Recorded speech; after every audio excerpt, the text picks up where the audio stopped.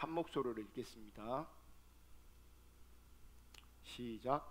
예수께서 그리스도이심을 믿는 자마다 하나님께로부터 난 자니 또한 낳으신 이를 사랑하는 자마다 그에게서 난 자를 사랑하느니라. 아멘. 오늘은 참신앙인가 유사신앙인가 34번째 시간입니다. 그리고 오늘은 오늘까지 3주 동안 형제 사랑에 대해서 우리가 살펴보고 있습니다. 하나님의 말씀 나눌 때에 하나님의 은혜가 우리 모두 가운데 함께 할 수 있기를 축복하고, 또 하나님의 기준이 선명하게 비춰질 수 있기를 주님의 이름으로 축복합니다. 오늘은 형제 사랑은 참된 신앙의 증거다.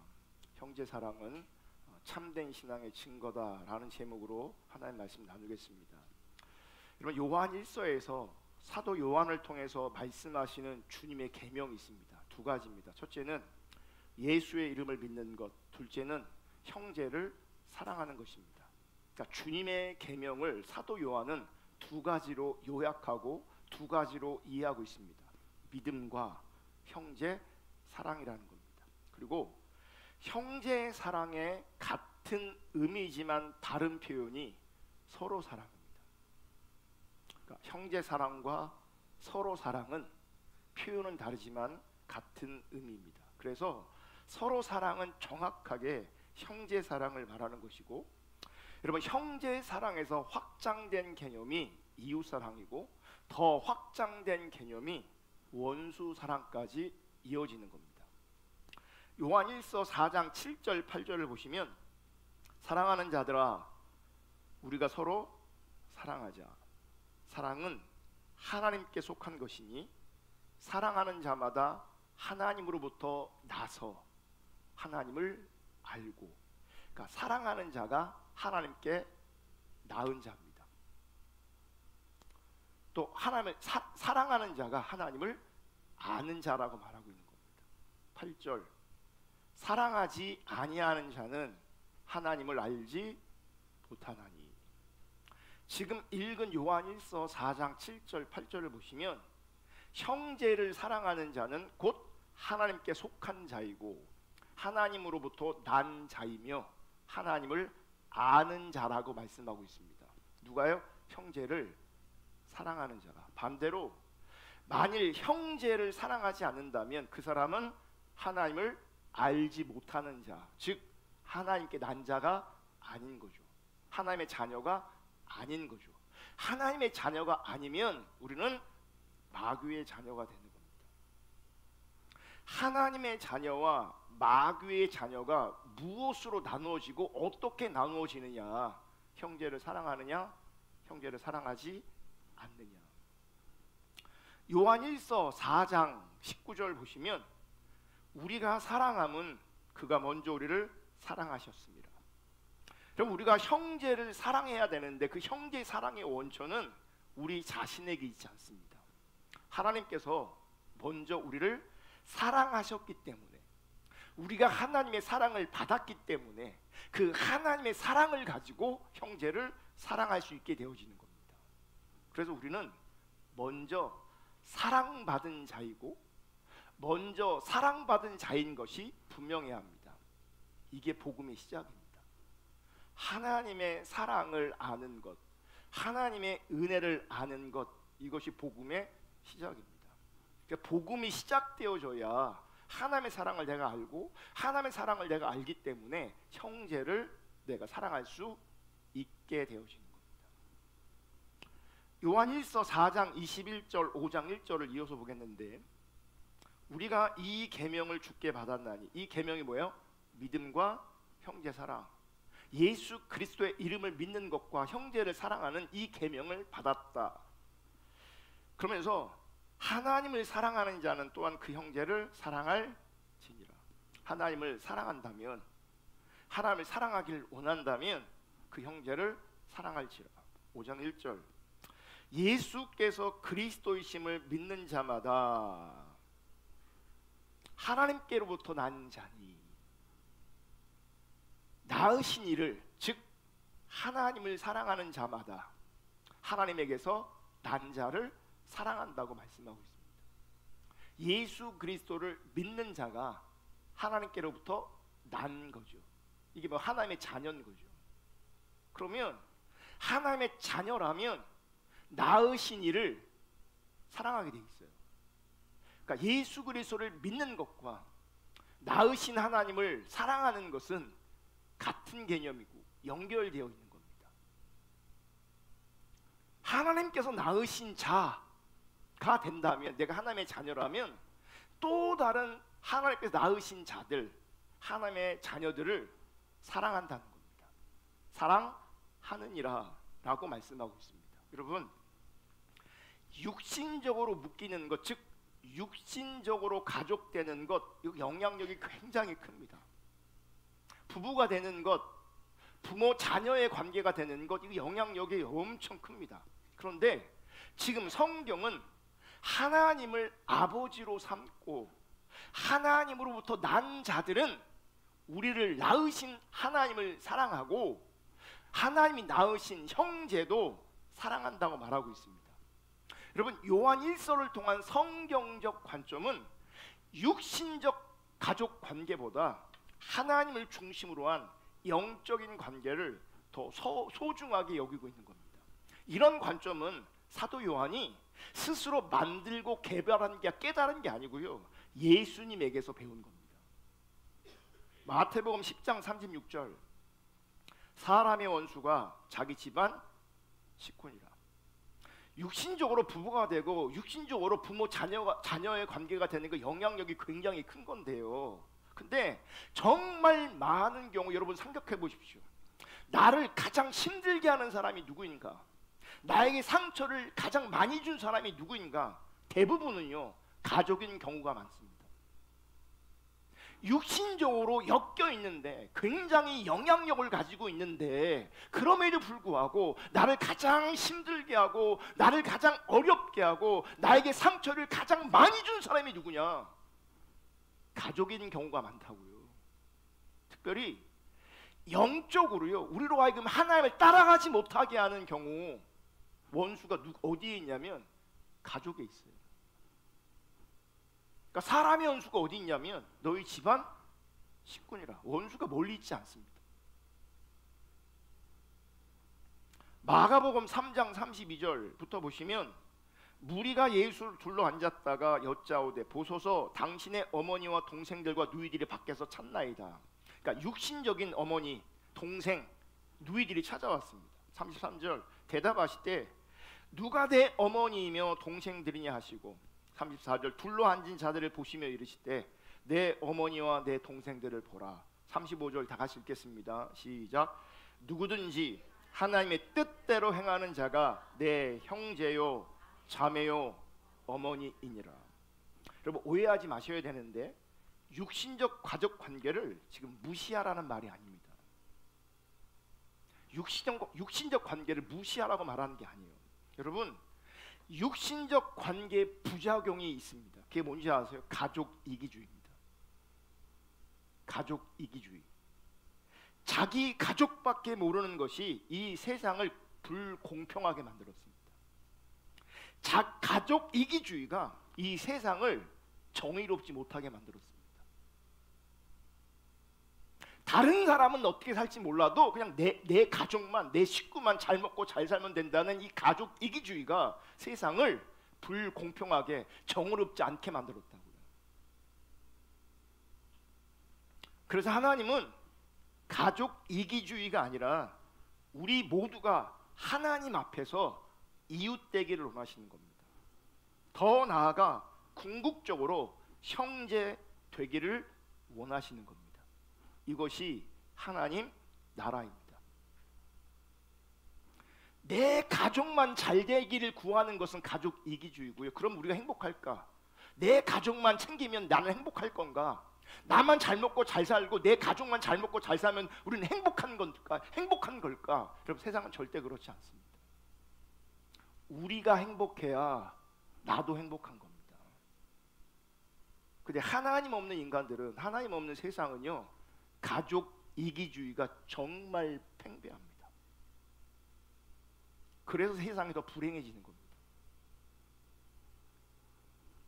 그래서 이제 중요한 게 뭐냐면 내 존재성이 하나님의 사람이어야 한다는 겁니다. 즉 내 존재성이 그리스도인이어야 된다는 거죠. 여러분, 성경이 말하는 형제 사랑, 서로 사랑은 그리스도인이 그리스도인을 사랑하는 것을 말합니다. 제가 지난주에 설교하면서 강조한 것 중에 하나가 뭐냐면 존재가 행위를 결정한다는 겁니다. 존재가 행위를 결정한다. 그러므로 행위 이전에 정말 중요한 게 무엇이냐면 내가 어떤 존재, 내가 어떤 모양을 가지고 있냐, 어떤 말을 하고 있냐, 어떤 행위가 있느냐, 이거보다 훨씬 더 중요한 게 뭐냐면 내가 하나님 앞에서 어떤 존재인가 하는 거예요. 우리 인간이 타락해갖고요 분별력이 없어요. 그래서 많은 사람들이 자기가 하는 말이 자기인 줄 알아요. 몇 가지 행동이, 종교적 행위가 자기인 줄 알아요. 그 자기를 못 봐요. 분별력이 상실되어 있어서, 깨어있지 못해서. 성경은 분명히 말하는데 우리의 행위보다, 우리의 말보다 그냥 우리의 상태, 우리의 존재가 훨씬 더 중요하다고 말하고 있어요. 그래서 우리의 존재가 행위를 결정하게 돼 있어요. 그래서 왜곡된 존재가 선한 행위를 하잖아요. 그 선한 행위는 하나님 앞에 인정되지 않습니다. 하나님께서 원하시는 존재가, 하나님께서 기뻐하시는 존재가 하나님께서 원하시는 행동을 할 때 그게 신앙이고 그게 삶으로 인정되어지는 거지, 하나님 앞에 인정되지 않는 사람이 선한 행위를 한다, 그 선한 행위는 안 통합니다. 하나님 앞에. 사람에게 통할지 모르겠지만, 사람들에게 통할지 모르고 하나님 앞에는 절대 통하지 않습니다. 그리스도인이, 이게 뭐예요? 존재. 그리스도인을 사랑하는 것, 이게 행위입니다. 중요한 건 뭐냐면 내가 그리스도인인 게 중요한 거지, 어떤 사랑처럼 보이는 행위가 중요한 게 아니에요. 그리스도인은 사랑하게 돼 있어요. 그래서 지난주에 제가 이런 말씀드렸어요. 복음이 율법보다 먼저다. 복음이 우리의 존재를 변화시키는 겁니다. 근데 복음이 선명하지 않은데, 복음이 없는데 율법을 지켜요. 그 율법을 지키면 반드시 자기 의로 나타납니다. 구원받지 못해요. 우리는 율법으로 구원받는 존재가 아니에요. 어떤 행위로 구원받는 존재가 아니에요. 복음으로 구원을 받는 존재예요. 그러면 복음이 우리로 하여금 율법을 지키게 해야 되는 겁니다. 율법이 먼저가 아니라 복음이 문제예요. 그러므로 형제 사랑, 서로 사랑을 말할 때에 사랑이라고 하는 행위, 사랑이라고 하는 결과물이 중요한 게 아니라 더 중요한 것은 내가 그리스도인으로 존재하는 겁니다. 그리스도인으로 존재하면 당연히 그 사람은 그리스도인이기 때문에 그리스도인을 사랑하게 돼 있다고요. 여러분, 같은 그리스도인일지라도 우리가 형제 자매라고 부르지만 많은 부분이 사실 다릅니다. 태어난 것이 다르고, 성격이 다르고, 환경이 다르고, 가지고 있는 문제들, 처지들이 우리가 다 다릅니다. 다릅니다. 여러분, 다르면 처음엔 신기할 수도 있고 호기심이 생길 수도 있습니다. 하지만 다름이 주는 스트레스가 있습니다. 함께 있다 보면, 함께 신앙생활하고 함께 삶을 살다 보면 다름이 주는 스트레스가 있고, 이게 더 깊어지면 그 다름은 우리 가운데 고통을 줍니다. 많은 사람들이 결혼할 때 자기와 다른 사람에게 호감을 느끼고 매력을 느낍니다. 근데 막상 살아보면 그 다름이 스트레스가 됩니다.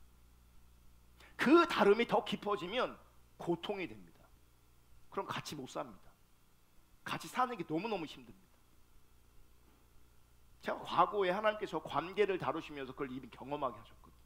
군대에 있을 때 내가 잘못한 것도 아니고 그가 잘못한 것도 아니에요. 그런데 달라. 근데 그 다름이 서로를 얼마나 힘들게 하는지 모릅니다. 그 다름이 다른 사람과 한 공간에 있는 것, 그 다른 사람과 일을 같이 해야 되는 것, 그 정말 고통스러운 겁니다. 정말. 그래서 우리는 보편적으로 익숙한 것, 비슷한 것, 같은 것을 추구하는 경향성을 가지는 거예요. 왜냐하면 거기가 안전하거든요. 비슷하거나 같으면 친해지는 것도 굉장히 쉽습니다. 그런데 여러분, 그리스도인들에게는 비슷하거나 같은 것이 중요한 게 아닙니다. 그리스도인들에게 중요한 것은 다름에도 불구하고 그리스도인이냐라고 하는 것이 중요한 겁니다. 다를 수 있습니다. 그리고 다를 수밖에 없습니다. 나와 똥 맞는 사람이, 나와 완전히 비슷한 사람이, 나와 같은 사람이 얼마나 존재하겠습니까? 타락한 인간은 다 자기중심적이기 때문에 대부분은요 같을 수가 없어요. 비슷하다고 생각했음에도 불구하고 같이 살아보시면 여전히 다른 사람이에요. 다름이 중요하지만 더 중요한 것은 내가 그리스도인이냐, 또 그 사람이 그리스도인이냐. 다름만 존재하잖아요. 서로 극복이 안 됩니다. 다름만 존재하면 극복이 안 돼요. 근데 다르지만 그리스도인이면 그 다름을 극복할 수 있습니다. 그리스도인이라는 그 정체성 때문에. 그래서 형제가 형제를 사랑하는 것이 참된 신앙의 증거가 되는 겁니다. 그리스도인이 그리스도인을 사랑하는 것이 참된 신앙의 증거입니다. 다르지만, 나랑 다르지만 내가 그리스도인이고 우리 지체가, 우리 형제가 그리스도인이라면 형제가 형제를 사랑하는 것이 마땅한 것이며, 형제가 형제를, 그리스도인을 사랑하는 것이 참된 신앙의 증거라는 겁니다. 자, 오늘 본문인 요한일서 5장 1절을 다시 보겠습니다.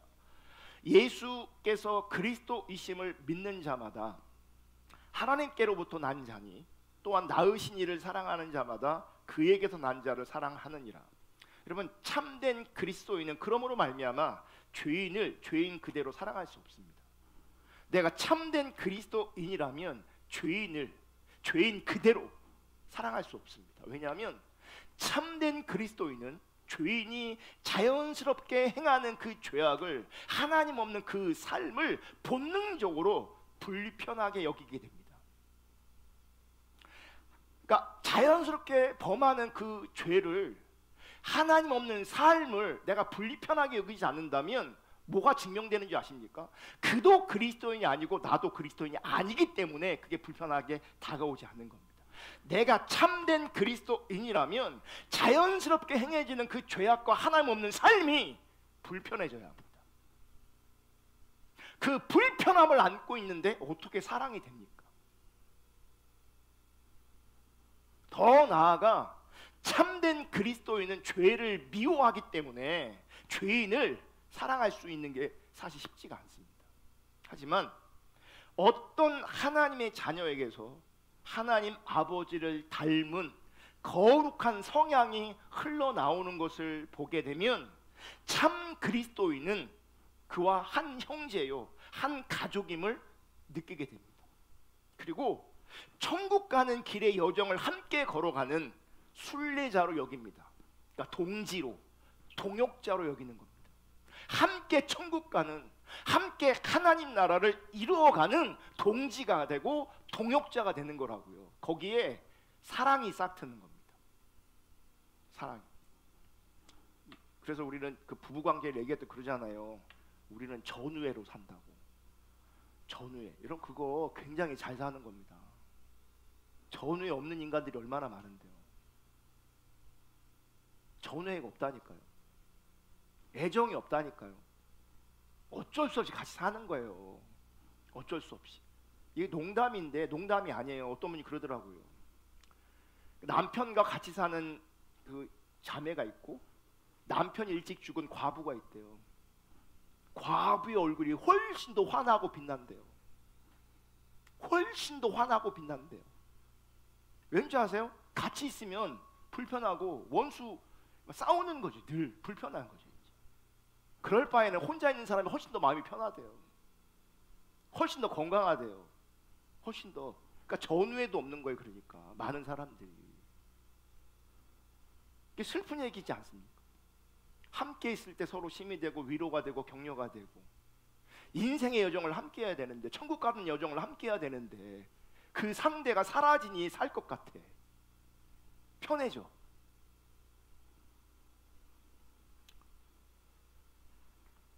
하나님의 사람이, 그리스도인이 어떤 사람에게서 하나님을 닮은 거룩한 성향이 흘러나올 때, 아, 그게 저 사람 그리스도인이구나, 저 사람이 내 형제구나, 한 가족임을 느낍니다. 함께 천국 가는, 함께 하나님 나라를 이루는 동지가 되는 거죠. 동역자가 되는 거죠. 그러면 이런저런 많은 차이가 있음에도 불구하고 동일한 신적 본능, 동일한 하나님 중립적 인생관, 동일한 거룩한 소원과 거룩한 관심, 동일한 축복된 소망을 가진 사람으로 서로를 바라보게 되어지는 겁니다. 이게 서로 사랑이에요. 이게 형제 사랑이에요. 내 안에 역사하시는 성령님께서 저 사람에게도 역사하는 걸 보는 겁니다. 내 안에 역사하는 그 성령님을 다른 사람에게도 역사하는 걸 보면요, 신기하기도 하고 감사하기도 하고 기뻐하기도 하고, 때로는요 그게 감격스럽게 다가옵니다. 내 안에 일하시는 그 성령님께서 다른 사람에게도 일하시는 것을 볼 때 감동이 있다니까요. 감동이. 제가 학교 다닐 때,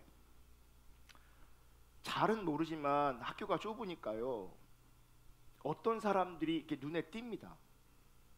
근데 한 자매가 후배인데 정말 열심히 살아요. 아이들은 식당에서 밥 먹을 때 그 친구는 식당에서 설거지하고 있고 아르바이트 하는 거죠. 정말 힘들게 고단하게 인생을 사는 거예요. 그게 보여요. 언뜻 보이는데 그런 게 보이더라고요. 근데 어느 날 그 자매가 속한 서클이 찬양한다고 점심시간에 둥그렇게 모여갖고 막 찬양을 하는데, 그 힘들고 어렵고 팍팍한 삶을 사는데 그 자매가 하나님을 향해서 눈을 들어 하나님을 깊게 찬양하는 걸 바라볼 때, 저는 그 사람 이름도 몰라요. 아무것도 몰라요. 그 자매를 향한 정보가 저한테 하나도 없어요. 근데 그 자매가 하나님을 깊게 찬양하는 그 모습을 바라볼 때 제 안에 울컥한 게, 내가 하나님을 찬양하는 마음과 저 자매가, 저 형제가 하나님을 찬양하는 마음이 공감이 되는 거예요. 그냥 하나님 앞에 있는 모습을 바라보는 것만으로도 울컥하고 감동이 되고 감격이 되는 거예요. 그리스도인인 거죠. 형제인 거죠. 이런 점에서 보면 여러분, 성경적으로 신자와 결혼해야 한다는 것은, 그리스도인이 그리스도인과 결혼해야 한다는 것은, 같은 신앙을 가져야 한다는 것은 명령이나 요구이기 전에 참된 신자가 가져야 될 너무나 당연한 본능 같은 거여야 되는 거예요. 그리스도인이 그리스도인을, 형제가 형제를. 여러분, 그리스도인이 그리스도인과 연합하고 서로 사랑하는 것이 실현되는 것이 교회여야 되고, 그리스도인이 그리스도인과 사랑하고 연합하는 것을 훈련하는 곳이 교회여야 되는 겁니다. 여러분, 우리가 신앙의 본질을 하나님과 친밀한 교제로 이해합니다. 신앙의 본질을 하나님과 친밀한 교제, 하나님을 알고 사랑하는 것, 그것을 친밀한 교제로 우리가 표현합니다. 근데 이 친밀한 교제가 형제를 향할 때 서로 사랑이 되는 겁니다. 그러니까 여러분, 이웃사랑, 원수사랑은 어떤 면에서는 친밀한 사랑의 교제가 가능하지 않습니다. 친밀한 사랑의 교제가 가능하지 않습니다. 이웃사랑은요, 일방적입니다. 원수사랑은 더 일방적입니다. 한쪽에서 사랑하는 마음으로, 긍휼한 마음으로 일방적으로 섬기고 베풀고 용납하고 용서하는 것이 가능할지 모르겠지만, 친밀한 사랑의 교제는 가능하지 않습니다. 지금 성경은 형제와 형제를 사랑하는 것을 말씀하고 있고, 그리스도인이 그리스도인을 사랑하는 것을 말씀하고 있습니다. 형제가 형제를, 그리스도인이 그리스도를 사랑할 때 거기에 뭐가 있냐면 친밀함이 있는 거라고요. 친밀함이. 하나님이 나를 알고 내가 하나님을 알 때, 하나님이 날 사랑하시고 내가 하나님을 사랑할 때 그걸 친밀한 교제라고 하는 거잖아요. 일방적인 것을 원하는 게 아니에요. 하나님이 쌍방이 서로 사랑하기를 원하시는 거예요. 그게 친밀함이라고, 친밀한 교제라고 말하는 거예요. 그러므로 부부관계가 육신적 사랑의 관계로 머물러 있는 것이 아니라 이웃 관계로 머물러 있는 것이 아니라 이웃 사랑으로 머물러 있는 것이 아니라 부부관계가 형제 사랑의 관계로 발전해야 되고 형제 사랑의 관계로 머물러 있어야 합니다. 우리 시대 많은 사람들이 부부관계가요 이웃 사랑 관계로 일방적인 거죠. 어렵다니까요. 한계가 있다니까요. 왜냐하면 우리는 하나님이 아니거든요. 우리도 타락한 인간이기 때문에 일방적인 그 사랑의 관계는 한계가 있어요. 한계가 있다고요. 그래서 우리 하나님께서 원하시는 것은 여러분의 부부가 형제의 관계 되기를 원하시는 거예요. 부모와 자녀의 관계도 마찬가지입니다. 육신적 사랑의 관계로 머물러 있는 것이 아니라, 제가 오늘날 부모들을 보면요, 젊은 부모들을 보면요, 자식들 정말 끔찍히 사랑합니다. 네. 과할 정도로 사랑합니다. 과해 보일 정도로 사랑한다니까요. 너무너무 사랑한다니까요. 문제는 거기에 머물러 있으면 문제인 겁니다. 그래서 많은 경우 부모 자녀의 관계도 이웃사랑 관계로 머물러 있습니다. 일방적입니다. 친밀하지 않습니다. 많은 경우 우리들의 자녀들이요 부모와 친밀한 사랑의 교제를 원하지 않습니다. 자기들 필요한 거 쏙쏙 뽑아먹긴 하지.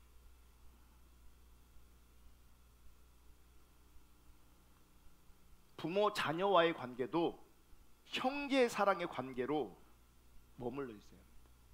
형제 사랑의 관계로 발전해야 합니다. 부부 관계도 마찬가지고 부모 자녀 관계도 형제 관계로, 그리스도인 관계로 발전하고 거기에 머물러 있어야 합니다.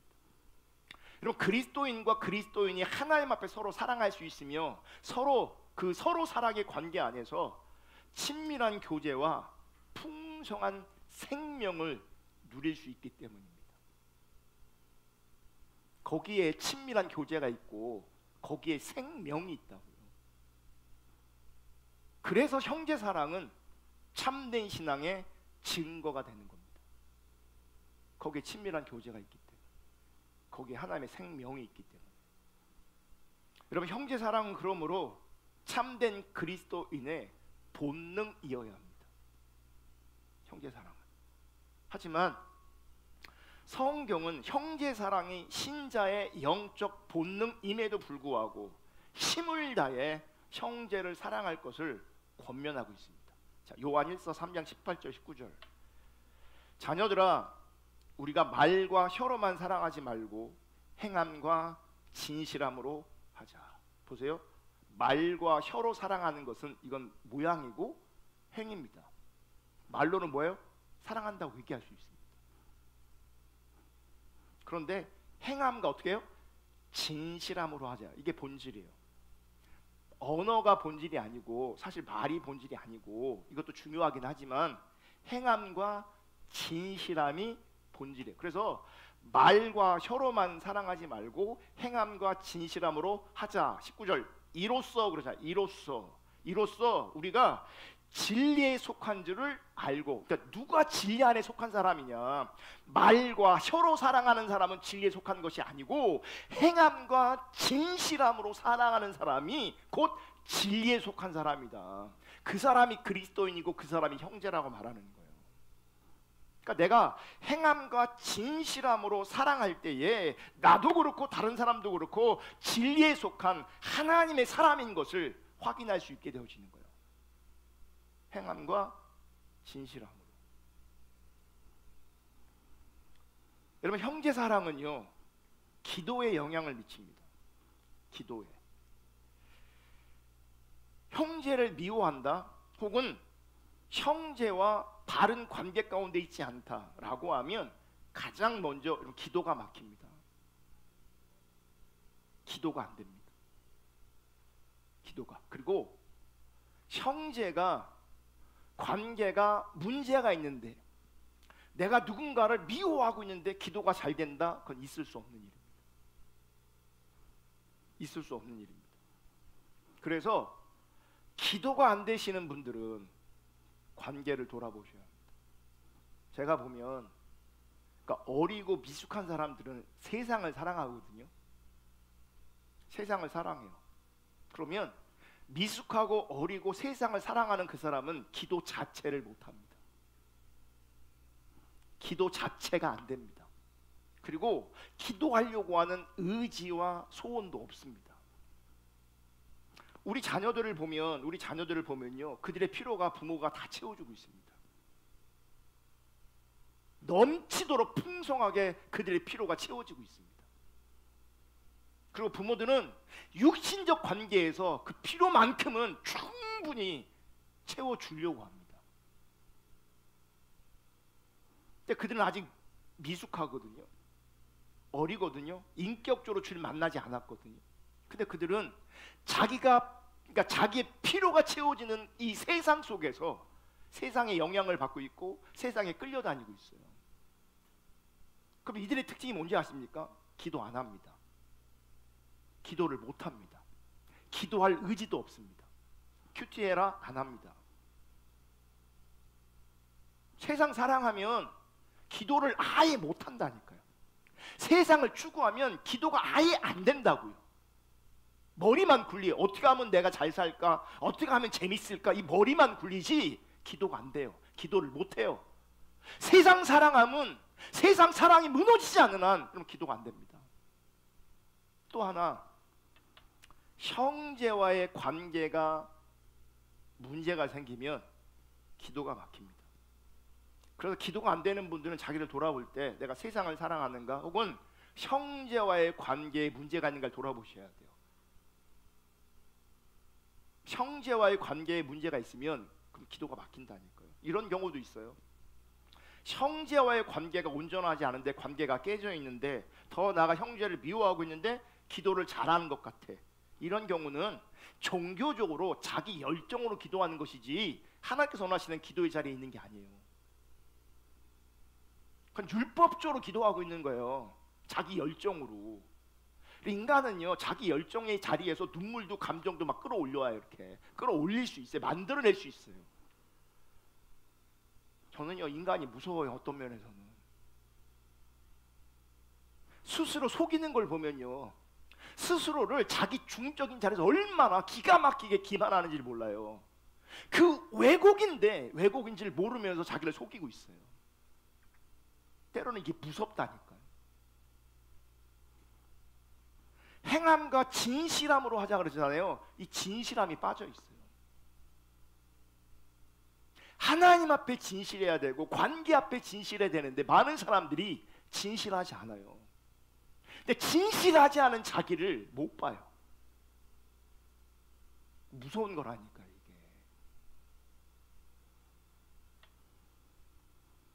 그래서 성경은 관계에 대해서 굉장히 많이 말합니다. 해가 지기까지 분을 품지 말라고 말합니다.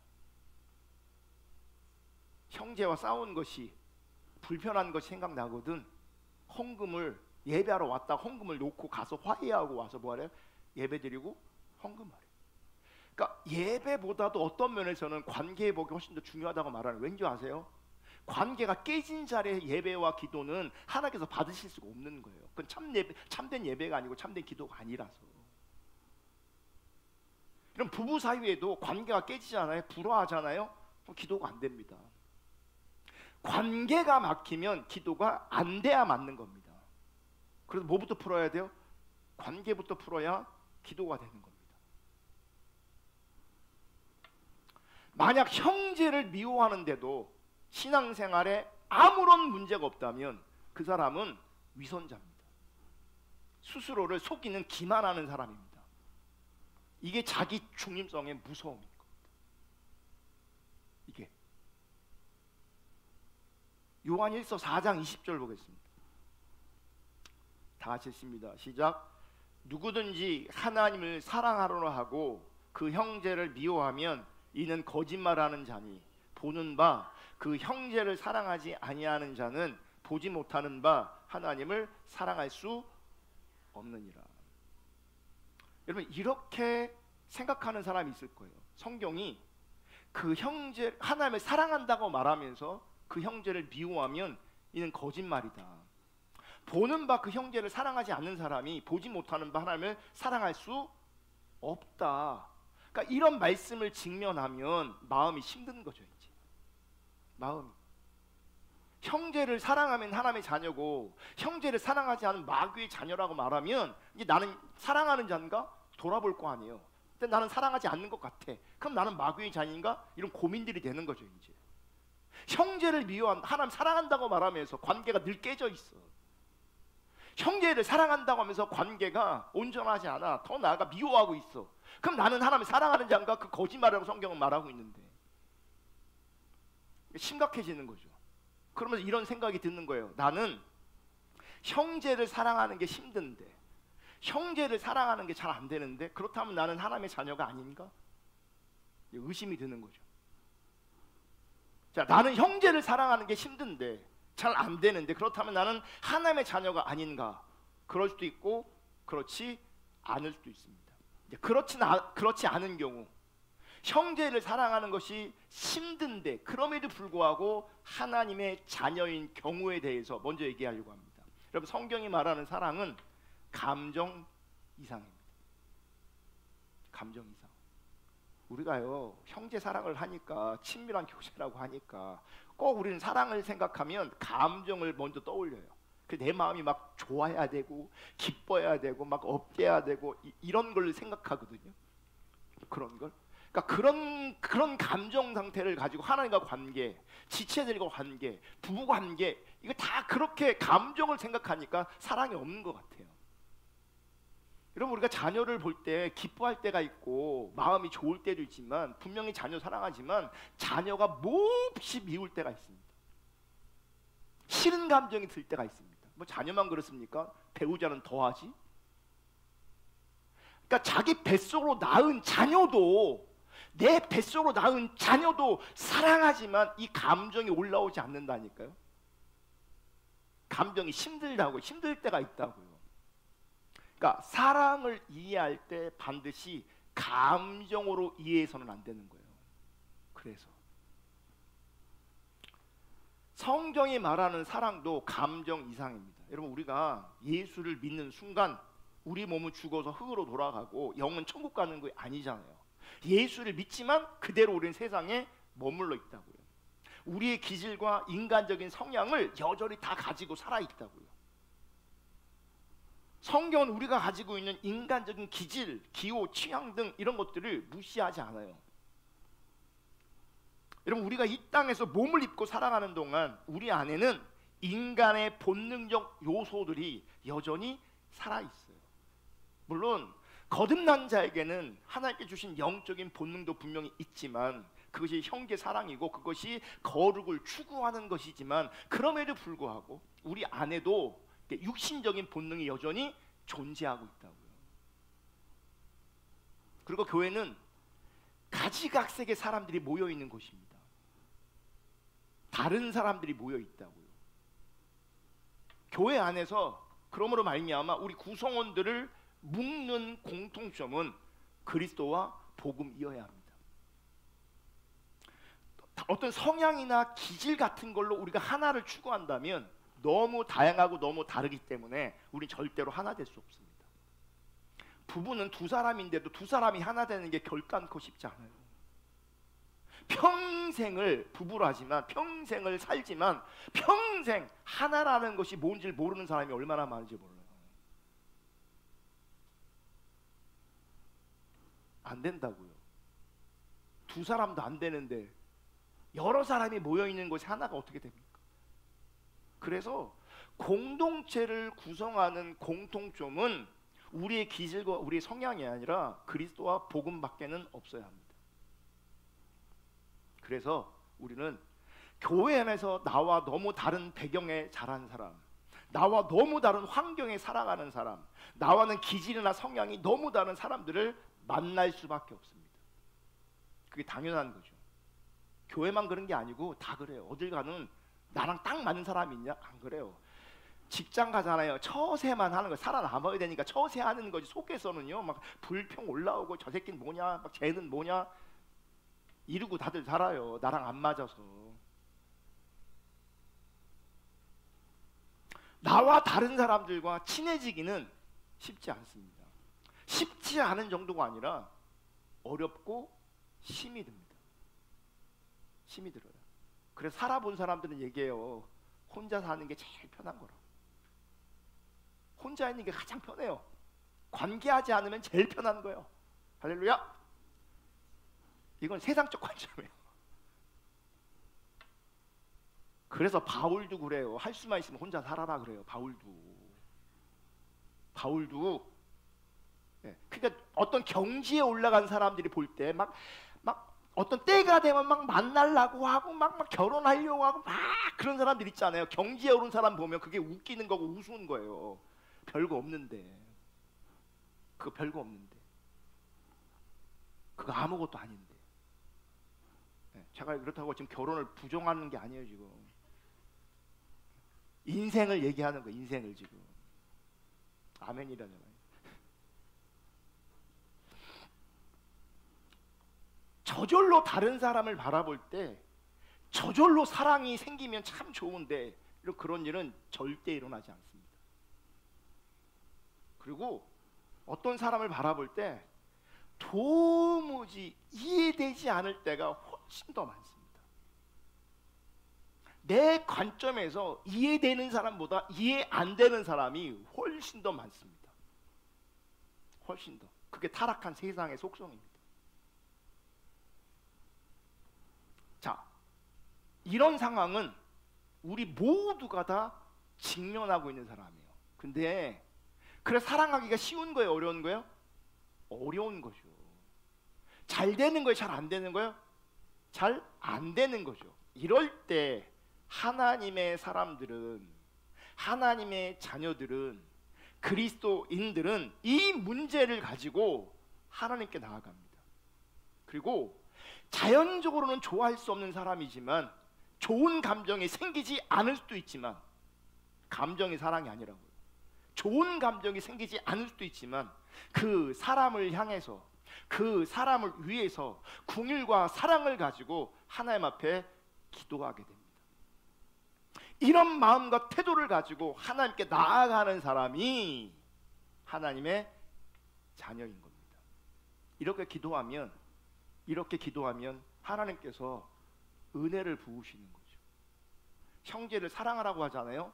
내 자원으로는 사랑이 안 된다니까요. 그 사랑을 갈망하고 그 사랑을 향한 은혜를 구할 때에 하나님의 사랑이 우리 가운데 부어지고 하나님의 사랑이 부어질 때 그 사랑을 자원 삼아서 불쌍히 여기는 거죠. 그러면 그렇게 사랑하다 보면요, 친밀한 교제까지도 이루어지는 거예요. 다른 존재인데, 너무 다른데, 세상적으로는 절대 하나 될 수 없는데 하나님의 은혜 안에서 놀라운 일이 벌어지는 거죠. 내가 관계가 안 돼, 관계가 힘들어, 근데 아무것도 안 하고 있어. 하나님 자녀가 아닌 거예요. 관계를 세워가려고 하지 않아. 그 사람이 하나님의 자녀가 아닌 거예요. 하나님의 자녀는 그 관계를 세워가려고 하는 거예요. 그래서 이 관계를 향해, 이 관계를 위해서 하나님 앞에 나아가고 은혜를 구하고 애통하면 그게 하나님 자녀고, 하나님 앞에 나아가 은혜를 구할 생각조차도 않는 사람이라면 정확하게 하나님 앞에 속하지 않았기 때문에 그래요. 그분에게 하나님이 없기 때문에 그래요. 여러분, 형제를 사랑하는 마음은 하나님의 무한한 은혜와 사랑으로 말미암아 하나님의 용서와 용납을 경험한 참된 신자에게 어떤 식으로든 나타나게 돼 있어요. 그 형제를 볼 때 나도 그처럼 하나님의 은혜와 사랑으로 내가 여기까지 왔고, 저 사람 부족하고 연약하고 나와 다르지만 그 사람 안에도 하나님의 은혜가 함께하고 있는 것들을 바라보는 거죠. 그리고 나도 앞으로 은혜로 살아갈 뿐만 아니라 저 자매도 그 형제도 앞으로 은혜로 살아가야 될 것을 보여인 거죠. 그게 보일 때 그 사람을 향한 긍휼, 애통하는 마음, 불쌍히 여기는 마음, 돕고 싶은 마음, 섬기고 싶은 마음, 이런 마음이 하나님의 은혜로 생기는 거죠. 그럼 어떻게 성경이 말씀하고 있는 형제 사랑은 어떻게 점점 더 성장할 수 있을까? 여러분, 이제 어떤 분들을 모르지만 보편적으로 내 인생에 10년 후나 5년 후나 한번 10년 후를 생각해 보세요. 나는 나중에 5년 후나 10년 후에 어떤 사람이 있길 원하는가? 그리고 다른 형제들에게, 지체들에게 나는 어떤 사람으로 비춰지기를 원하는가? 이 질문 앞에 인색한 사람, 까다로운 사람이 되기를 원하지 않을 겁니다. 지금보다는 사랑이 더 많은 사람, 마음이 더 넉넉한 사람이 되기를 원할 겁니다. 여러분, 그렇게 되기를 주님의 이름으로 축복합니다. 예수 안 믿는 사람들도 10년 후에 자기 모습이 인색한 사람, 까다로운 사람 되기를 원하지 않을 겁니다. 그런데 문제는 우리가 원하는 것만으로 우리가 그런 사람이 되는 게 아니라는 거예요. 이게 저절로 되는 게 아니에요. 제가 성경 공부하면서 그런 얘기 했거든요. 여러분, 하나님의 성품 중에 뭐가 있냐면 인자하심이 있어요. 인자하심이 있어요. 하나님은 인자하세요. 그 인자가 헤세드예요. 그 헤세드라는 말은 되게 넓고 큰 말이에요.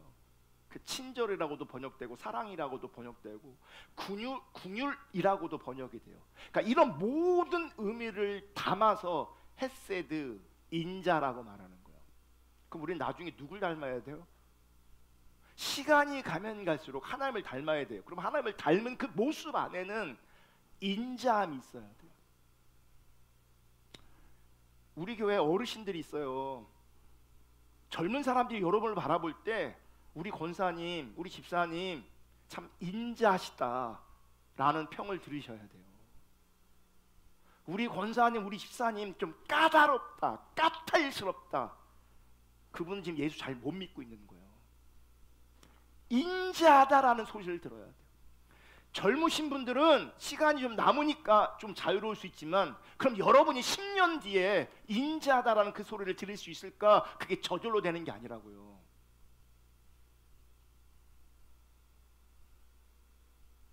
여러분, 집에 돌아가셔서 거울을 다 보세요.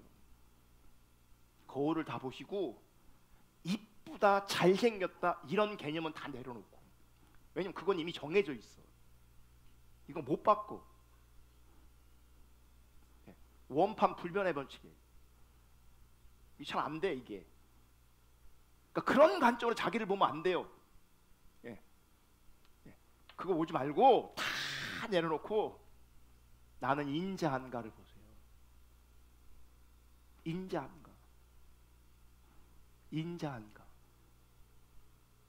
그 하나님의 성품이, 하나님의 헤세드가, 하나님의 친절이, 하나님의 긍휼이 나의 인품을 통해서, 나의 얼굴을 통해서 이게 드러나는가. 이거 잘 알 수 있는 비결을 제가 알려드릴게요. 웃고 아무 말도 하지 마. 인생 살 때 관계성 안에서 그냥 웃고 있어. 아무 말도 하지 마. 그분은 인자하다 소리 들 겁니다. 그럼 말 많으신 분들은 절대로 인자하다란 말을 못 듣습니다. 말 많은 사람은 절대로 인자다라는 소리, 사랑이 많다는 소리, 마음이 넓다라는 소리 절대 못 듣습니다. 말 많은 인간들은, 말 많은 사람들은. 웃고 있으라고요.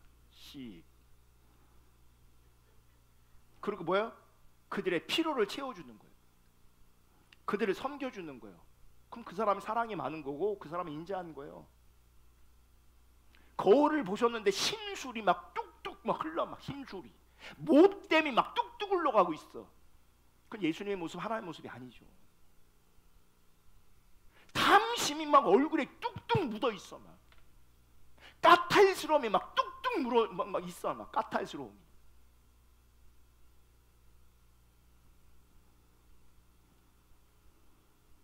우리가 나이를 먹으면 먹을수록 더 넉넉한 사람이 되고 하나님을 더 많이 닮게 되는 것, 이것이 성경이 말하는 거룩함이고 성경이 말하는 경건함이요. 이게 기도 열심히 하고 뜨겁고 이게 신앙이 아니에요. 이게 거룩이 아니에요. 인자함으로 나타나는 거예요. 넉넉함으로 나타나는 거예요. 그 나이를 먹으면 먹을수록 넉넉해지셔야 돼요. 그런 관점에서 여러분 물질로도 복 받을 수 있기를 축복합니다. 자꾸 베풀려면 뭐가 있어야 베풀잖아요. 사실요, 돈으로 베푸는 게 가장 쉽습니다. 그게 가장 없어. 근데 그럼 몸으로 섬기는 게 얼마나 힘든지 아십니까? 몸으로 섬기는 게 얼마나 어려운지 아냐고요. 기도로 섬기는 거 그거 얼마나 어려운 건지 제일 쉬운 게 돈으로 섬기는 거예요. 베푸는 거 그게 제일 쉬워요. 자꾸 나누고 퍼줄 때 그게 넉넉한 거잖아요. 그게 가지고 있으면 다 쓰지도 못하는데. 여러분 요한일서의 논리를 따르면 이렇게 전개되는 겁니다. 하나님을 아는 지식이 증가할수록 우리는 하나님이 날 사랑하신다는 그 하나님의 사랑을 알게 돼요. 하나님을 알면 하나님이 날 사랑하신다는 걸 알다고요. 아멘. 하나님을 아는 지식이 증가했음에도 불구하고 하나님이 사랑이심을 깨닫지 못한다면 그분은 지금 생명 없는 지식을 가지고 있는 거예요. 생명 있는 지식은 하나님이 사랑이심을 알게 돼요. 하나님이 사랑이심을 알게 된 사람은 자신이 하나님의 사랑을 받은 존재라는 사실을 발견하고 자기 존재에 대한 더 깊은 확신에 이르게 돼 있어요. 그래서 참된 신앙 안에는 이 개념이 있어요. 하나님을 아는 것과 자기를 아는 것은 같은 개념이에요. 제가 오늘날 이렇게 늘 가르치는 자리에 있으면서 하나님께 비춰주셨어요. 신앙의 본질을 하나님을 아는 것인데 하나님을 아는 것과 나를 아는 것은 같이 간다고. 그러니까 나를 알 때 하나님을 알게 되고 하나님을 알 때 나를 또 알게 돼 있어요. 아멘. 이게 비춰져서 하나님 감사합니다 그랬거든요. 근데 이미 칼빈이 다 한 말이야. 나중에 보니까 켈빈님이 다 했어. 다. 그래서 김이 좀 빠졌어요. 다 했구나 누가 먼저 깨달았구나. 사실은 제가 먼저 깨달을 수가 없죠. 기독교 역사가 얼마인데. 내가 몰라서 그렇지요. 이미 하나님의 사람들은 다 알고 있고 하나님의 사람들은 다 가르치고 있어요. 근데 신앙이 왜곡되니까 진짜 중요한 것을 가르치지 않을 뿐이에요. 하나님을 아는 만큼 나를 알게 돼 있고 나를 아는 만큼 하나님을 알게 돼 있어요. 아멘. 그러니까 하나님을 아는 지식이 커지면 커질수록 나를 알게 되고 나를 알면 알수록 나에게 임한 그 사랑이 얼마나 큰가를 알게 돼요. 하나님이 나를 사랑하시는구나. 하나님 나를 정말 사랑하시는구나. 그 사랑을 알게 돼 있다고요.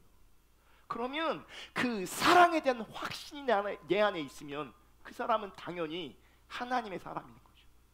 그리스도인인 거죠. 아멘. 그럼 보세요. 이렇게 하나님의 은혜와 사랑을 내가 무한히 받고 있고 내가 하나님의 사랑받은 사인 것, 내가 하나님의 자녀인 것, 내가 하나님께 난 자인 것이 분명하게 인식되어질 때 그 순간에 이제 형제를 바라보는 눈이 열리게 되는 거예요. 그러니까 하나님과 나와의 관계성에서 내가 하나님을 알고 나를 알고 그래서 그 사람 하나님의 은혜와 사랑을 내가 알잖아요. 그 관계성 안에서 형제를 바라보는 눈이 열리는 거예요. 그 관계 안에 그냥 머물러 있는 것이 아니라 그 사랑의 관계가 형제를 향해 돌아가게 돼 있는 거라고. 그러니까 형제가 이제 보이는 거예요. 이제 보이기 시작하는 거예요. 그래서 하나님을 알면 하나님의 은혜와 사랑을 누리면 나도 형제 형제를 위해서 목숨을 버리는 일까지 생길 수가 있는 거예요. 이게 실제가 될 수 있는 거라고요. 은혜를 받았으니 은혜가 흘러가고, 사랑을 받았으니 사랑이 흘러가고, 하나님이 나를 위해 죽기까지 희생하셨으니 나 또한 죽기까지 희생할 수 있는 그 자리까지도 가게 되는 거죠. 형제를 향한 눈이 열리는 거예요. 그래서 요한일서는 네가 하나님을 사랑하면 형제를 당연히 사랑하게 되어 있다라고 말하는 거예요. 형제를 사랑하지 않으면 너는 하나님 사랑하는 것이 아니라고 말하는 거예요. 자기 사랑이 강한 사람은 그러므로 하나님 사랑하는 것도 이웃 사랑하는 것도 아니에요. 그냥 거짓 신앙이에요. 그냥 유사 신앙이에요. 자기를 사랑하는 사람들은, 말과 혀로만 사랑하는 사람들은 유사 신앙이에요.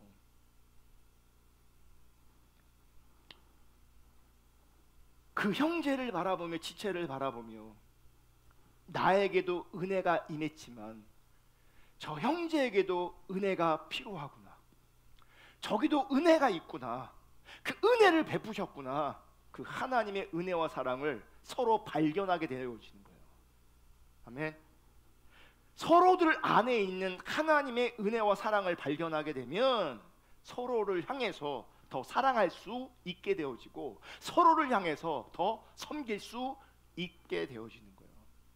아멘. 만일 영적으로 더 성장하는 일에 전념하는 사람이 있습니다. 여러분, 영적으로 내가 막 성장하고 싶어, 그 일에 막 전념하는 사람들, 이런 사람의 특징은 막 쫓아다니고 듣고 열심히 하고 막 그럽니다. 영적으로 성장하는 그 일에 전념합니다. 이거 잘못하는 거 아닐 수 있어요. 이거 어떻게 막아요? 내가 영적으로 성장하기 위해서 애쓰고 힘쓰는 걸 어떻게 막아요? 문제는 영적으로 더 성장하는 일에 전념함에도 불구하고 형제를 사랑하는 그 일에 인색하다면 그분은 방향이 잘못 설정되어 있는 것이고, 그것은 유사신앙, 거짓신앙일 가능성이 큰 겁니다. 왠지 아세요? 이건 자기 모순이고 자기 기만이에요. 내가 영적으로 성장한다는 것은 주님 알고 사랑한다는 것인데, 주님 알고 사랑한다는 것은 형제를 사랑하는 것으로 이어지고 연결되어져야 되는데, 자기는 영적으로 성장하는 것 같은데 형제 사랑에 인색하다면 이건 영적인 게 아니에요. 이거 영적으로 성장하는 게 아니에요. 소위 말하는 영적인 감정들, 체험들이 없어도 하나님의 은혜를 내가 깊숙이 깨달아서 형제를 사랑하고 있다면 그 사람이 더 영적인 거고, 그 사람이 더 성숙한 거고, 그 사람이 더 거룩한 거예요. 그 사람이. 한국 교회는요, 진짜 율법주의, 기복신앙, 신비주의가 너무 팽배해서 어떤 모양을 가지고 성숙을 평가하고 성숙을 확신해요. 신비주의가 왜 위험한지 아십니까? 자기 감정에만 빠져 있어요. 나만 울면 되는 거야, 나만 시원하면 되는 거야, 나만 신비스러운 체험 안에 거하면 되는 거예요. 형제는 쳐다도 안 보면서. 참된 신앙의 열매는 형제사랑이라고. 형제사랑이 참된 신앙의 증거라고요. 형제도 사랑하지 못하는 사람은 그러므로 거짓말하는 거예요. 하나님 절대 사랑할 수 없어요.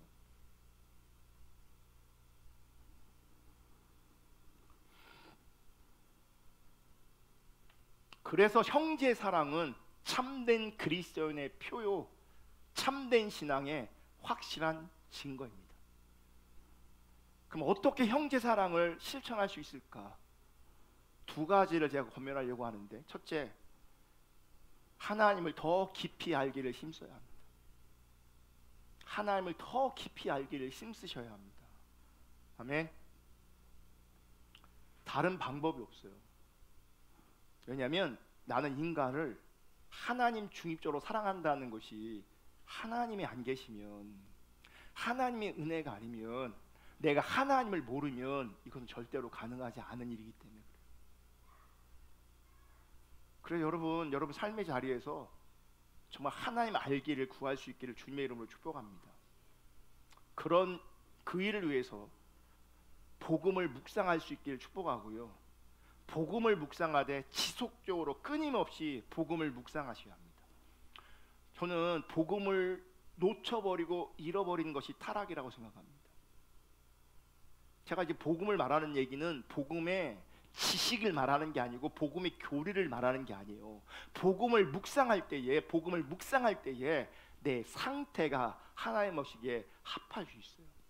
존재가 행동을 결정한다고요. 복음이 내 행동을, 복음이 내 상태를 결정하는 거예요. 그래서 복음을 끊임없이 기억하셔야 돼요. 복음을 끊임없이 묵상하셔야 돼요. 복음 안에, 예수 그리스도 안에서 무한하신 그 은혜와 사랑이 복음 안에 풍성히 담겨 있기 때문에 우리가 힘들고 어려울 때마다 복음 앞에 나가면 우리가 그래서 살아나야 합니다. 생명력 없는 지식이라면 나를 살리지 못할 거예요. 근데 복음이 생명력 있는 지식이라면 내가 복음 앞에 가면 내가 다시 살아날 거예요. 그리고 성경 전체를 통해 드러난 하나님의 성품을 깊게 묵상하셔야 합니다. 이것도 지속적으로 하나님의 성품을 묵상하셔야 되고, 그 하나님의 성품을 묵상하는 그 일을 위해서 책을, 경건서적이나 앞서간 믿음의 선배들이 어떻게 주님을 따라가고 함께 했는가, 이런 것들을 읽고 있는 것 굉장히 중요합니다. 우리가 그렇게 안 하면요, 잃어버린다니까, 놓쳐버린다니까. 시간이 없어서. 그리고 하나님 알기를 구하는 그 자리에서 이제 우리 주변을 돌아보고 하나님의 인도하심 가운데 그 사랑을 표현하셔야 합니다. 특별히 보답을 기대하고 사랑을 표현하는 게 아니라 보답을 기대하지 않고 사랑하는 일, 섬기는 일, 필요를 채우는 그 일이 우리 가운데 필요합니다. 어떤 사람들은 보답을 기대하는 사람이 있어요. 섬겨놓고는 왜 내가 섬겼는데 이러고 있단 말이에요. 배신감을 느껴요. 나를 그렇게 섬기지 않는다. 그거 하나님의 사랑이 아니에요. 그래서 보답을 기대할 수 없는 상황 가운데 있는 사람들을 먼저 사랑하는 게 그들의 필요를 채워주고 그들을 섬기는 것이, 그렇게 시작하는 것이 좋습니다. 왜냐하면 내가 기대를 안 하거든요. 기대하지 마셔야 돼요. 아멘. 저도 자녀들한테, 사실은 많은 사람들이 자녀들한테 기대하는 게 있거든요. 왜 없겠어요? 근데 저는 자꾸 그거 부인하려고 합니다. 기대하지 않으려고 합니다. 올라오면 내려놓고 앞으로도 그 일을 계속 하려고 합니다. 만약 우리 자녀들이 만약에 잘 된다면 더 기대할 수 있겠죠. 그거는 그들이 하나님 인도하심 가운데 알아서 할 일이고, 기대했는데 기대에 안 채워지면요, 내가 상처받고 내가 힘든 거거든요. 내리고 내려야 돼요. 그럼 부부관계는 안 그래요? 똑같아요. 기대하지 마셔요. 그러니까 서로 사랑의 관계면 가장 아름다운 것이지만, 기대하면 내가 상처받고, 기대하고 섬기면 그 진짜 사랑이 아니에요. 하나님의 사람으로 세우기 위해서, 하나님의 은혜와 사랑이 공유되기 위해서 서로 사랑하고 섬기는 것이지 기대하는 게 아니라고요. 여러분, 우리가 하는 모든 일들, 우리가 하는 많은 일들이 있습니다. 그런데 우리가 하는 그 많은 일들이 우리의 성품과 삶과 존재를 변화시키는 것이 아닙니다. 사실 우리가 정말 많은 일을 하고 있는데 그것이 내 존재를, 내 성품을 변화시키는 거냐? 그렇지 않은 게 훨씬 더 많습니다. 우리가 생존을 위해서 일하잖아요. 그 일이 여러분의 인격을 바꿔주냐고요? 안 바꿔요. 바꾸지 않아요. 그 일을 지나서 피곤하고 힘드니 뭐 게임하고 뭐 이런단 말이죠. 근데 그 게임하는 것이 내 인격을 바꾸냐고요? 그 영화를 보는 게 나를 바꾸냐고요? 캠핑 가는 게 나를 바꾸냐고요? 여행 가는 게 나를 바꾸냐고요? 내 인생, 내 인격, 내 존재, 그런 것들이 나를 하나도 바꿀 수 없습니다. 하나님 아는 일에 힘쓸 수 있기를 주님의 이름으로 축복합니다. 특별히 건강할 때, 젊을 때, 시간이 있을 때, 자유로울 때 하나님 아는 일에 여러분의 시간을 쏟을 수 있기를 주님의 이름으로 축복합니다. 제가 이거를 이 연사 절박하게 호소합니다.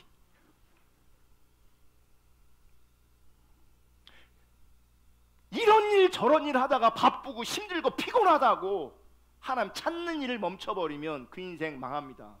특별히 영적으로 망합니다. 퍼져 있지 않기를 주님의 이름으로 축복합니다. 둘째, 형제를 위해 기도하셔야 합니다. 나를 위해 기도 못하는데 형제를 위해서 어떻게 기도하냐. 여러분, 기도가 어렵습니다. 특별히 오늘날 우리 시대는 나를 위해서 기도하는 것도 어렵습니다. 그래서 성경은 형제 사랑과 서로 사랑을 위해서 기도하라고 말하고 있습니다. 기도하되 시간을 내서 기도하라고 말씀하시는 겁니다. 사실 여러분, 기도하는 삶이 굉장히 어렵습니다. 저절로 되지 않습니다. 그럼에도 불구하고 여러분, 기도하는 시간을 확보할 수 있기를 축복합니다. 내 삶에서, 내 하루의 인생에서 기도하는 시간이 얼마나 중요한가를 기억하셔야 합니다. 공동체 함께 모여서 기도하는 그 시간이 얼마나 소중하고 중요하고 가치 있는가를 아셔야 합니다. 그래서 할 수만 있으면 기도에 방해받지 않는 한적한 시간과 공간들이 필요합니다. 은혜로 확보될 수 있기를 주님의 이름으로 축복합니다. 내가 매번 기도한다고 사람의 임재를 느끼는 게 아닙니다. 하나님 뭐를 감동하지 않을 수도 있습니다. 그래도 그냥 하나님 앞에 머물러 있는 것, 그것 자체가 귀하고 소중합니다. 그냥 머물러 있다 보면 어떤 형제, 어떤 지체들의 상황과 처제들이 생각날 수 있으면 지속적으로 마음을 다해서 축복하고 기도하는 겁니다. 그들에게 은혜가 부어지기를 축복하는 겁니다. 그게 형제 사랑이요, 기도해 주는 것. 제 모니터에 우리 주일학교 아이들 이름이 이렇게 있어요. 그러니까 우리 주일학교 아이들이 많지가 않잖아요. 청소년까지 다 해도 많지가 않아. 제가 이름을 다 알고 있어요. 그건 당연하지, 많지 않으니까. 근데 우리 혜민 자매가 애를 셋이나 낳았어요. 서은이, 서율이, 서아. 근데 이게 자꾸 헷갈리는 거예요. 셋까지 낳다 보니까. 서은이, 서율이, 서아. 그래갖고 걔네 이름을 썼어요. 익숙해지려고. 그러다가 얘네들 이름만 쓰면 안 되겠다 싶어갖고 우리 청소년들 이름까지 거기 이름을 다 써놨어요. 그래서 컴퓨터를 키면 자동으로 떠요. 그럼 늘 저는요, 우리 아이들을 바라보면서 기도합니다. 축복합니다. 늘. 만약에 여러분들이 내 새끼만 위해서 기도하고 있다면 그분은 참신앙 아닙니다. 자기 가족만 위해 기도하고 있다면 그분은 참신앙 아닙니다. 다른 형제들, 다른 지체들 관심도 없다면 그분 참신앙 아닙니다. 기도할 수 있기를 주님의 이름으로 축복합니다. 바울도 에베소 1장 16절에 내가 기도할 때에 기억하며 너희로 말미암아 감사하기를 그치지 아니하고 늘 교회를 위해, 지체들을 위해 기도했습니다. 제가 오늘 찬양과 경배 시간에 세 번째 드렸던 그 찬양을 그래서 일부러 한 겁니다. 당신이 지쳐서 기도할 수 없고 눈물이 빗물처럼 흘러내릴 때 주님은 아시네 당신의 약함을 사랑으로 돌봐주시네. 누군가 널 위하여 누군가 기도하네.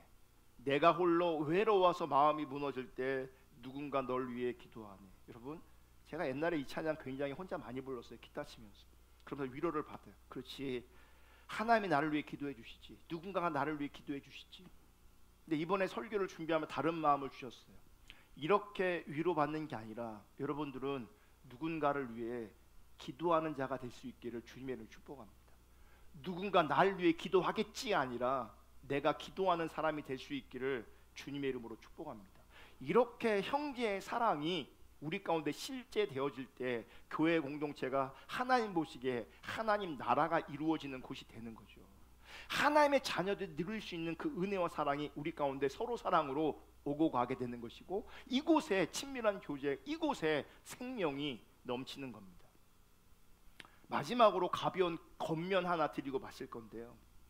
그럼 우리가 같은 하나님을 섬기는 하나님의 자녀이고 그리스도인입니다. 사도 요한은 그래서 형제라고 말하는 겁니다. 형제 사랑의 관점에서 여러분 형제를 향한 존중하는 마음을 가지셔야 합니다. 앞에 스크린에 보시면 제가 사진 하나, 저 원래 사진이에요 저게. 자 보세요. 어떤 주보에, 어떤 교회 주보에 보니까 교회 소식 광고할 때 저런 식으로 광고하는 게 보여서 매주 저렇게 광고해요. 자 1번 보시면 다른 게 중요한 게 아니라 1번 성도 상호 간의 직분 및 성도로 호칭해 주시길 바랍니다. 이게 교회 광고예요. 이게 개척교회가 아니에요. 여기도 거의 20년 넘은 교회예요. 꽤 오래됐어요. 근데 교회 소식에 광고할 때 첫 번째가 지금까지 늘 뭐냐면 성도 상호 간에 직분 및 성도로 호칭해 주시기 바랍니다. 무슨 말이냐? 우리가 형제로서 혹은 그리스도인으로서 서로 존중해야 합니다. 호칭부터 존중해야 합니다. 자기도 모르게 다른 지체나 형제에 대해서 하대하는 경우가 있습니다. 악의적으로 그렇게 하진 않겠지만, 혹은 너무 편한 관계이기 때문에 그럴 수도 있겠지만, 그렇게 하면 안 됩니다. 존중하는 자세로 반말이나 하대하는 말을 여러분 삼갈 수 있기를 주님의 이름으로 축복합니다. 호칭이 있어요. 성도라는 호칭, 직분의 호칭이 있어요. 형제 자매라고 부르든지 성도라고 부르든지 직분을 부르든지 존중하는 호칭을 쓰셔야 합니다. 하대하거나 반말하시면 절대 안 됩니다. 서로 사랑하는 관점에서 그 사랑의 자리에서 존중할 수 있기를 주님의 이름으로 축복하고, 그 존중의 시작이 우리의 언어부터 시작해야 합니다. 존중해 주시고 서로 사랑하는 그리스도인 될 수 있기를 주님의 이름으로 축복합니다. 제가 저 교회 사정을 잘 모르지만 얼마나 호칭이 무분별하기 때문에 저걸 광고를 이지까지 할까. 성도로 만나셔야 되고, 성도와, 그러니까 형제와 자매로 그리스도인으로 만날 수 있기를 주님의 이름으로 축복합니다. 서로 존중하는 것으로 시작해서 서로 사랑하는, 하나님께서 원하시고 기뻐하시는 거룩한 공동체, 또 건강한 공동체로 우리 공동체가 세워질 수 있기를 주님의 이름으로 축복합니다. 아멘. 우리 세 번째 드렸던 찬양 한 번 더 하시고 우리 기도하겠습니다.